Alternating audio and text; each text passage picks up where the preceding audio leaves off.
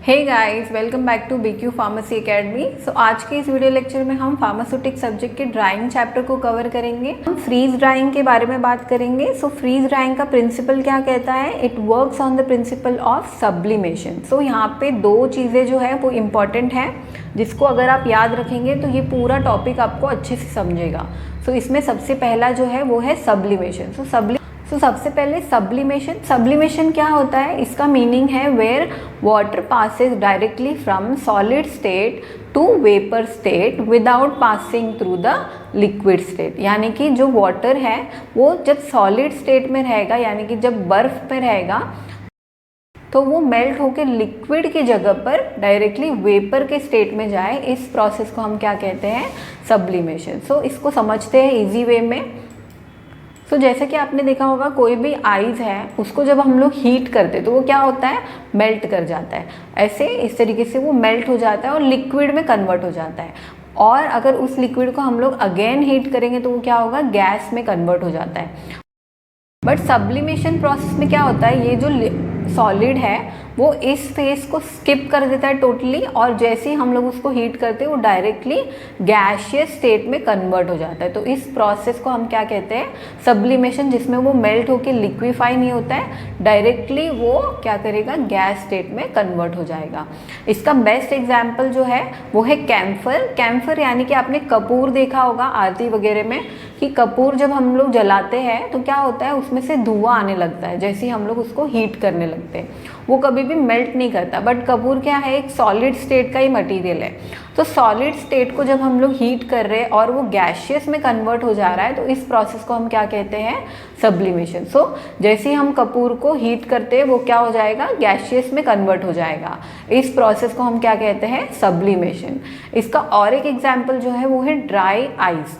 सो dry ice आप लोग ने देखा होगा, वो होता तो सॉलिड स्टेट का ही है, बट वो कभी भी मेल्ट होकर लिक्विड में नहीं कन्वर्ट होता। वो डायरेक्टली धुआं उसमें से आने लगता है, वो वेपराइज होने लगता है। तो ये जो है हमारा सब्लिमेशन प्रोसेस है। आई होप आप लोग को सब्लिमेशन समझ गया होगा। इसके कंस्ट्रक्शन पार्ट को हम देखेंगे।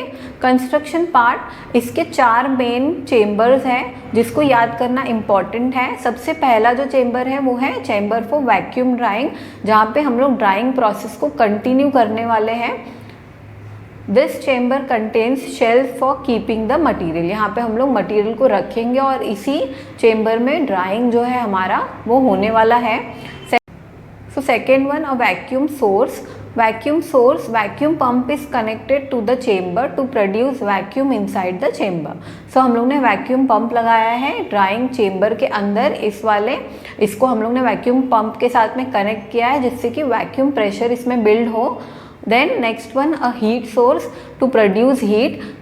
जो भी हीट बनेगा, जैसे कि एयर हीटर वगैरह हम लोग ने पिछले वाले में लगाया था, तो सिमिलरली एक हीट सोर्स है जो हीट प्रोड्यूस करेगा इसके अंदर। देन अ वेपर रिमूवल सिस्टम, इसमें हम लोग कंडेंसर की मदद से जो वेपर है उसको रिमूव करने का काम करेंगे। ये 4 हिस्सों में हमारा जो फ्रीज ड्रायर है वो बना है। चलिए इसके डायग्राम को देख लेते हैं एक बार। ये देखिए, सबसे पहले हम लोग ने जिस ड्राइंग चेम्बर की बात की थी, जैसे कि आप इमेज में देख पा रहे होंगे, ये जो फ्रीज ड्रायर है इसका जो ये वाला हिस्सा है ये कुछ फ्रिज के तरह दिख रहा है। फ्रिज यानी कि जो हमारा रेफ्रिजरेटर होता है घर में, उसके तरीके से ये बना हुआ होता है। उसका सिमिलर पार्ट्स है इसके अंदर कुछ। सो सबसे पहले आप यहाँ पे देख रहे हैं ये जो स्क्वायर टाइप का हिस्सा है, इसको हम लोग ने क्या कहा है? Drawing chamber is nothing but जहाँ पे ड्राइंग का प्रोसेस होने वाला है उसको हम लोग ने ड्राइंग चेम्बर कहा है। इसके 3 मेन हिस्से हैं। सबसे पहला डोर लगा है, जैसे हमारा रेफ्रिजरेटर का डोर होता है, सेम सिमिलर वे में हमारे ड्राइंग चेम्बर का भी डोर लगा हुआ है। देन हीटेड शेल्फ और एक है। हीटेड शेल्फ यानी कि जैसे हमारे फ्रिज में ट्रेस वगैरह होते हैं जिसपे हम लोग मटेरियल वगैरह रखते हैं, तो उसी तरीके से हमारा शेल्फ यहाँ पे बना हुआ है। और उस शेल्फ के ऊपर हम लोग क्या करेंगे? जो भी मटेरियल है जिसको ड्राई करना है उसको हम लोग प्लेस कर सकते हैं। तो ये ड्राइंग चेम्बर का पार्ट था। फिर यहाँ पे आप देख पा रहे हैं टू वैक्यूम। यहाँ पे हम लोग ने वैक्यूम पंप को डायरेक्टली कनेक्ट किया हुआ है इस चेम्बर के साथ में, तो ये वैक्यूम प्रेशर को इसके अंदर बिल्ड करेगा। फिर यहाँ पे हीट ट्रांसफ़र लिखा है। हीट ट्रांसफ़र यानी कि जो भी टेम्परेचर हम लोग इसमें मेंटेन करेंगे वो इसमें ट्रांसफ़र होगा और उस टेम्परेचर की मदद से उस टेम्परेचर के अकॉर्डिंग हमारा ड्राइंग जो है वो होने वाला है। नेक्स्ट हमारा यहाँ पे कंडेंसर लगा हुआ है। सो कंडेंसर आप लोग को पता होगा, कंडेंसर क्या करता है, जो भी वेपर्स है उसको कलेक्ट करता है और लिक्विड में कन्वर्ट करके वो आउटलेट के थ्रू उस लिक्विड को बाहर निकाल देता है। तो कंडेंसर का काम क्या है, यहाँ से जितने भी वेपर्स बनेंगे उसको रिमूव करना और रिमूव करके उसको लिक्विड में कन्वर्ट करके बाहर आउटलेट के थ्रू वो भेज देता है। सो ये हमारे फ्रीज ड्रायर का पूरा कंस्ट्रक्शन पार्ट था। सो ये चारों हिस्से हम लोग ने स्टडी किए, drawing chamber, vacuum source, heat source and vapour removal system that is condenser. Next हम इसके वर्किंग को देख लेते हैं। अभी इसका जो वर्किंग है ये 5 मेन स्टेप्स में डिवाइडेड है जिसकी मदद से हम लोग ड्राइंग को करते हैं ये वाले फ्रीज ड्रायर में। सबसे पहला इसका प्री ट्रीटमेंट होता है, देन इसको प्री फ्रीजिंग करते हैं, प्राइमरी ड्राइंग होता है, सेकेंडरी ड्राइंग होता है और लास्टली इसका पैकिंग होता है। तो सबसे पहले हम देखते हैं कि प्री ट्रीटमेंट क्या होता है। सो pre treatment it is done to reduce the volume of the solution. The solution is pre-concentrated under normal vacuum drying. This reduces the actual drying by 8 to 10 times. So pre-treatment में हम क्या करते हैं, जो भी solution है हमारा उसके वॉल्यूम को रिड्यूस करने का काम करते हैं, यानी कि जो सोल्यूशन है उसको हम लोग कॉन्सेंट्रेटेड फॉर्म में कर देते हैं, यानी कि गाढ़ा कर देते हैं by using vacuum drying process. So हमारे जो ड्राइंग का 8 से 10 गुना ड्राइंग है वो पहले ही स्टेप में हम लोग कर लेते हैं। तो उसमें हम लोग क्या करते हैं, जो भी सोल्यूशन है डाइल्यूट फॉर्म में रहता है उसको कॉन्सेंट्रेटेड फॉर्म में हम लोग नॉर्मल वैक्यूम के थ्रू करते हैं। तो इस तरीके से हम लोग प्री ट्रीटमेंट कर रहे हैं जिसमें 8 से 10 गुना ड्राइंग जो है वो ऑलरेडी हो जा रही है। नेक्स्ट हम लोग प्री फ्रीजिंग करते हैं। Pre freezing this is done to solidify water whilst ampules or bottle containing aqueous solution is frozen in cold shelf that is -50 degree Celsius. So हम लोग जो भी चीज़ हम लोग ने कॉन्सेंट्रेटेड फॉर्म में हमारे सॉल्यूशन को कन्वर्ट किया था उस कॉन्सेंट्रेटेड सॉल्यूशन को हम क्या करेंगे, वायल्स, एम्प्यूल्स या बॉटल में भरेंगे और उसको हम लोग क्या करते हैं, कोल्ड शेल्फ पे -50 डिग्री सेल्सियस पे फ्रीज कर लेते हैं, यानी कि उसको बर्फ़ के इसमें हम लोग कन्वर्ट कर लेते हैं। तो इस प्रोसेस को हम लोग ने क्या कहा है, फ्रीजिंग कहा है, जिसमें जो लिक्विड है यानी कि जो वाटर है उसको हम लोग सॉलिडिफाई कर ले रहे हैं। सो ये 2 स्टेप था।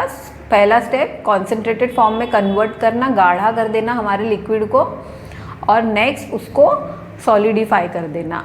अभी नेक्स्ट हमारा जो है वो है primary drying. Primary drying the material to be dried is spread as much as large surface as possible for sublimation. The temperature and pressure should be below the triple point of water. Vacuum in primary drying helps to remove about 98 to 99% moisture applied about 3 mmHg on the frozen sample. Heat is applied. Because of this heat, the frozen ice sublimes into vapor state which are removed. So हमारा primary drawing में हम क्या करते हैं, जो भी material जिसको हमको ड्राई करना है वो हमारा जो शेल्फ हम लोग ने स्टडी किया था उस पर हम लोग प्लेस करते हैं और जो रिक्वायर्ड टेम्परेचर और प्रेशर है उसको हम लोग ट्रिपल पॉइंट ऑफ वाटर पे रखते हैं। सो जो टेम्परेचर है हमारा वो ट्रिपल बॉइलिंग पॉइंट पे होना चाहिए, यानी कि ट्रिपल पॉइंट ऑफ वाटर पे होना चाहिए। ट्रिपल पॉइंट ऑफ वाटर का मतलब क्या होता है, जिसमें जो वाटर है वो तीनों ही स्टेट से जा सकता है, यानी कि वो सॉलिड स्टेट में भी कन्वर्ट किया जा सकता है, वो लिक्विड स्टेट में भी जा सकता है और वो वेपर स्टेट में भी जा सकता है। सो इसका मतलब क्या है, जैसे कि आप लोग को पता है कि हम लोग ने क्या किया, प्री कॉन्सेंट्रेटेड फॉर्म में हम लोग ने जितना भी सॉलिड था उसमें से सारे लिक्विड को कॉन्सेंट्रेटेड फॉर्म में कन्वर्ट कर दिया और उसको फ्रीज़ कर लिया। तो जैसे हम लोग फ्रीज़ कर देंगे तो उसमें क्या होगा, लिक्विड जो है वो रिड्यूस हो जाता है। तो लिक्विड रिड्यूस हो जाएगा तो हमारा जो सॉलिड है वो क्या करता है, डायरेक्टली वेपर स्टेट में चला जाता है। तो इसीलिए हम लोग इसको मेनली ट्रिपल पॉइंट के बिलो द ट्रिपल पॉइंट हम लोग इसके टेम्परेचर को सेट करते हैं। तो बिलो ट्रिपल पॉइंट होने के कारण हमारा जो सॉलिड है वो डायरेक्टली सब्लाइम्स होके वेपर के फॉर्म में कन्वर्ट होने लगता है, वो लिक्विड के फॉर्म में नहीं कन्वर्ट होता। Then vacuum in the primary drying helps to remove about 98 to 99% moisture applied on the frozen sample.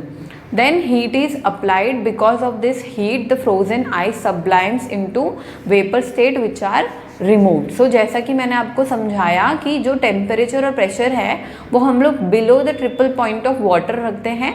Below the triple point of water में जो वाटर है वो डायरेक्टली सॉलिड से गैशियस स्टेट में कन्वर्ट हो जाता है और इस प्राइमरी ड्राइंग की मदद से हम लोग 98 to 99% जितना भी मॉइस्चर उस फ्रोज़न सैंपल में प्रेजेंट होता है उसको रिमूव कर लेते हैं और हीट की मदद से उसमें हम लोग हीट को पास करते हैं फ्रोज़न आइस पे और उसके वेपर्स को इवेपोरेट करा लेते हैं. और जैसे ही वेपर्स इवेपोरेट होगा तो उसको हम लोग कंडेंसर की मदद से रिमूव कर लेते हैं. तो ये था हमारा primary drying. Then secondary drying जो है हमारा, secondary drying, the moisture left in the primary drying is removed in the secondary drying. The secondary drying is done at temperature of 50 to 60 degree Celsius. In this state the rate of drying is very slow and it takes about 10 to 12 hours. So इसमें हम लोग secondary drawing में, primary drawing में जो भी थोड़ा बहुत 1% to 2% जितना भी मॉइस्चर बचा हुआ होता है उसको हम लोग सेकेंडरी ड्राइंग की मदद से रिमूव कर लेते हैं. सो इसको रिमूव करने के लिए हम लोग टेम्परेचर 50 to 60 डिग्री सेल्सियस पे रखते हैं और इसको, इस पूरे प्रोसेस को होने में लगभग 10 से 12 घंटा लग जाता है. तो इस तरीके से हमारा जो ड्राइंग है वो होगा. नेक्स्ट, ड्राइंग होने के बाद हम लोग क्या करते हैं, मटेरियल को पैक कर देते हैं. ये हमारा आखिरी स्टेप है. So biological products are packed immediately after drying. So biological products जो भी है जैसे वैक्सीन वगैरह हम लोग पैक करके इसके थ्रू ही हम लोग ड्राई करके उसको पैक करते हैं. तो वो जो बायोलॉजिकल प्रोडक्ट्स है उसको हम लोग इमीडिएटली पैक कर देते हैं. अगर एम्प्यूल्स हुआ तो एम्प्यूल्स को हम लोग सील कर देते हैं. वायल्स और बॉटल को हम लोग पैक करके जल्दी से इमीडिएटली स्टोर कर लेते हैं. सो इस तरीके से हमारा जो वर्किंग पार्ट है वो होता है हमारे फ्रीज ड्रायर में. अभी हम लोग इसका नेक्स्ट पार्ट जो है एप्लीकेशन देख लेते हैं. Application, it is use to preserve blood product in the freeze dried form. So जो भी ब्लड प्रोडक्ट होता है, ब्लड हुआ या ब्लड प्लाज्मा हुआ, उसको हम लोग फ्रीज ड्राइंग के थ्रू फ्रीज करके स्टोर करते हैं. And then it is use to increase the stability of thermolabile product such as vaccine and other. Thermolabile होता है यानी कि जो हीट के मदद से हीट के थ्रू खराब हो जाए, ऐसे प्रोडक्ट्स को हम लोग उसकी स्टेबिलिटी को इंक्रीज़ करके उसको स्टोर कर सकते हैं फ्रीज ड्राइंग की मदद से. तो ये कुछ एप्लीकेशंस थे हमारे फ्रीज ड्रायर के. सो आई होप आपको ये सारे कॉन्सेप्ट्स जो है वो क्लियर हो गए होंगे. अगर आपको कोई भी डाउट है तो आप मुझे कमेंट सेक्शन में पूछ सकते हैं. इसके PDF नोट्स का लिंक जो है मैंने डिस्क्रिप्शन में दे दिया है, आप उसे ज़रूर चेक करें. उसको स्टडी करके आप इजीली नोट्स बना के उसे स्टडी कर सकते हैं.